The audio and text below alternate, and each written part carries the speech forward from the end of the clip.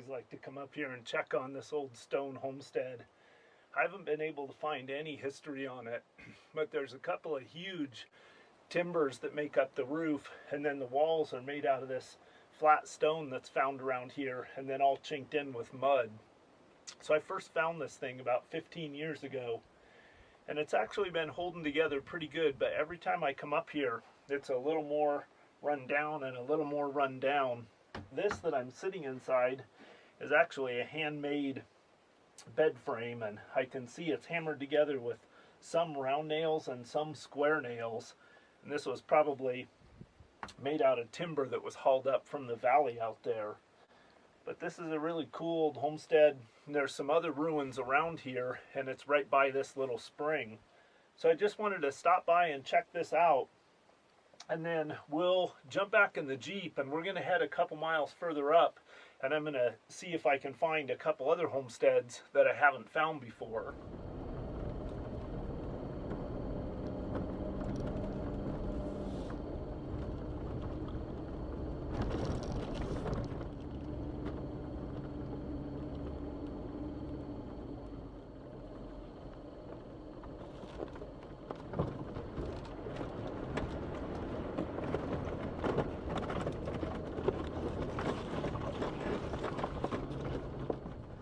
Well, I'm not getting past here. I could possibly make it on the uphill side, but the slope's a little bit wet right here, and I'm a long ways out here by myself, so I just don't want to take a risk. And then right on that side of the road is the little seep where the little springs are, so it's really sloppy wet too. So I could take some time and saw this thing up and use my tow rope and tow it out of the way, but it's getting pretty late in the day. It's about 4:30, 4:45, so I was running out of time to get to the area where there's a couple more homesteads anyway. So I think what I'm going to do is turn around and backtrack, and a few miles back there was a couple little side tracks that I want to check out, and I'll just start kind of hunting for a place to camp for the night.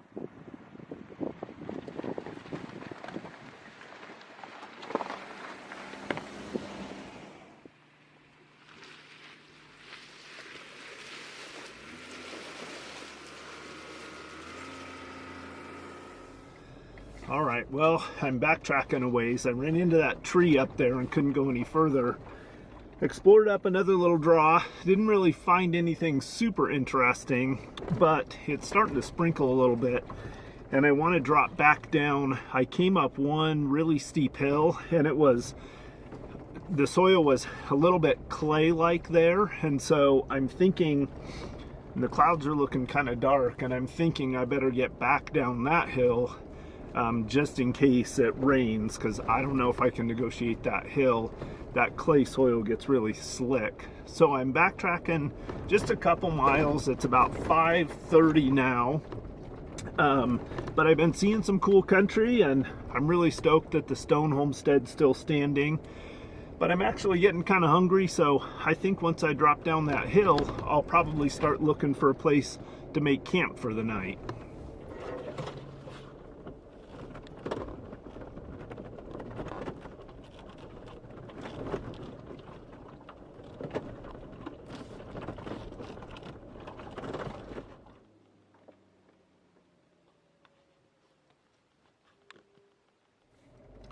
So one thing I do quite often is I keep wanting to see what's over that next hill and what's over that next hill.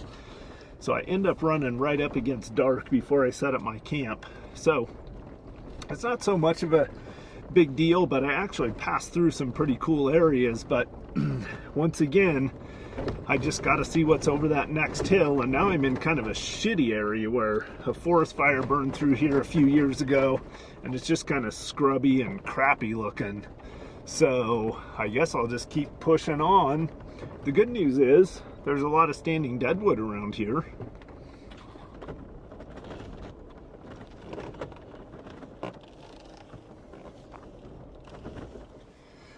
Well, in typical Coyote Works fashion, I can't let the adventure end. So now I'm picking my way around after dark, trying to find some place to camp for the night. And I'm in country that I've I'm absolutely unfamiliar with, so I don't know of any good sites. So I'm just going to keep driving until I get to a decent spot.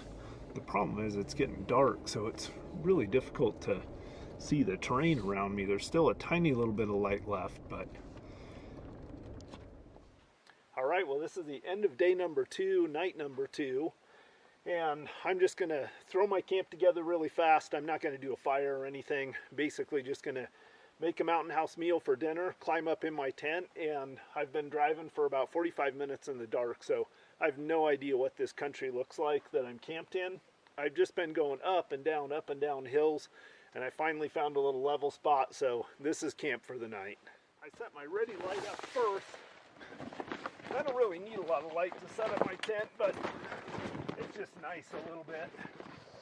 All right, that took me about 10 minutes, and I got water boiling. The mountain house opened up, and as soon as that water finishes boiling, I'll start hydrating my meal and then just button up a couple of little things. Here's a little trick I do sometimes when I'm rehydrating my mountain house and it's cold.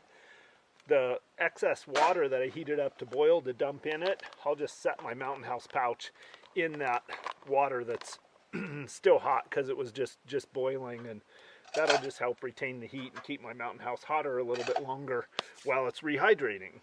So day number 2 ended with about 8 hours worth of driving. I'll have to figure out how many miles. It wasn't that many miles. I'm thinking maybe 70 to 100 miles today. But literally all of it was on 2-track little Jeep trails and even some old roads that hadn't had anybody on them a long time. So I think my average speed for the day was about 5 miles an hour.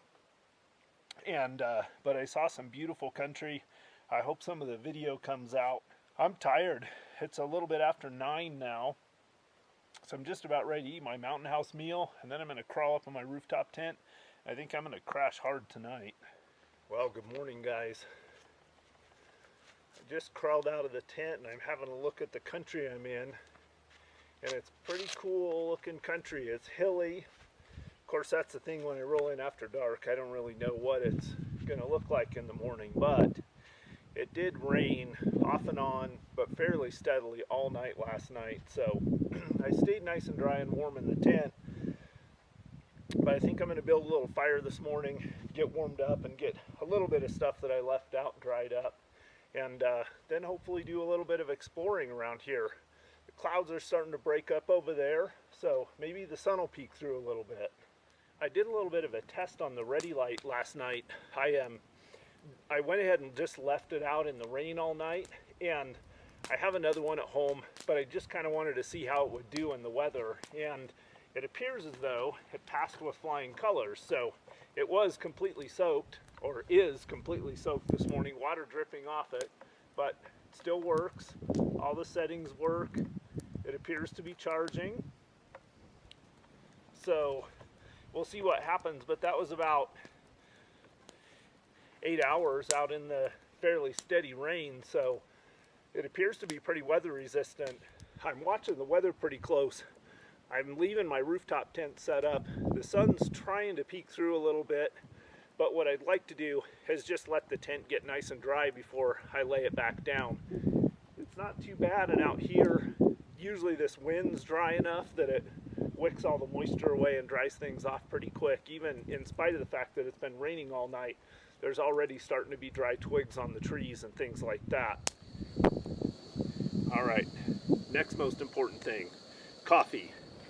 So I got some water boiling, or on anyway, for coffee, and pretty soon I'll have a hot cup of coffee, and then I'll have a mountain house for breakfast.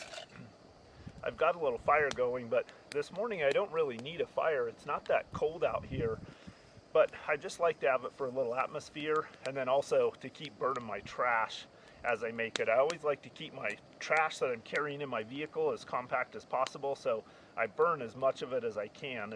As much of it as is burnable, all the paper stuff, things like that, I keep on the fire. So I don't have a big pile of wood this morning, and I'll just feed a few sticks at a time on there just to kind of keep it going. This is my main stove that I use for all my overlanding and car camping. As you guys have seen before, it just lives in my cook box, but I like it because it's really handy, quick to set up, it boils water pretty fast, and it uses up hardly any space and weight at all. Now, I do carry a backup, little single burner stove. I have another, it's similar to a jet boil that is inside my day pack, so I do have a backup method of boiling water if something should happen to this stove. And that's really important out here in the desert country where water is really scarce and the water that you do find is pretty sketchy.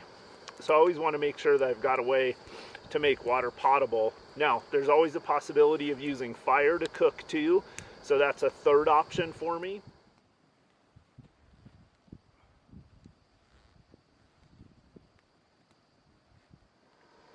I always make 2 cups of coffee in the morning. One for me to drink while I'm in camp, and then one that I'll dump in a hydro flask, and it'll be my coffee that I drink while I'm on the road. All right, there's my to-go cup of coffee.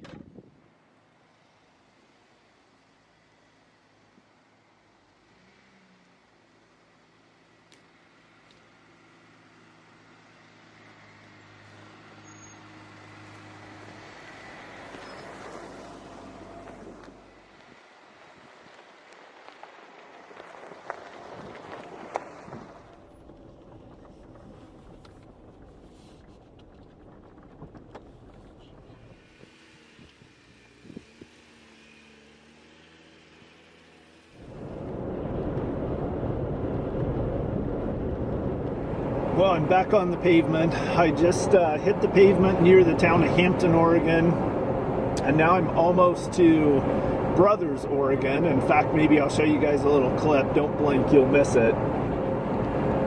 So while I'm enjoying the long drive home, I wanted to address something that I hear a lot of comments on my channel, a lot of positive comments, but a lot of guys saying that they're slowly working on getting all the gear together to go out and do stuff like this, or that, man, they can't wait until they get their rig set up. And this is the thing I would say, man, is just go. Get the basics, get a sleeping bag, something to sleep on, a little bit of basic gear, and just go. Just make sure you take food, water, all the basics, but it doesn't have to be complicated. And even if you start small, just head out for an overnighter.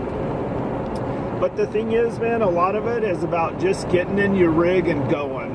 And all of the stuff that you need to bring, all the gear, all the techniques, like that's all stuff that you can figure out along the way. The most important thing, man, is to just get out there and start enjoying the outdoors. Start exploring the country around where you live. So I've got about another hour and a half or so. I'm just going to kick back and enjoy the country on my way. Hopefully you guys will enjoy this video, and I'll catch you on the next one. Coyote Works out.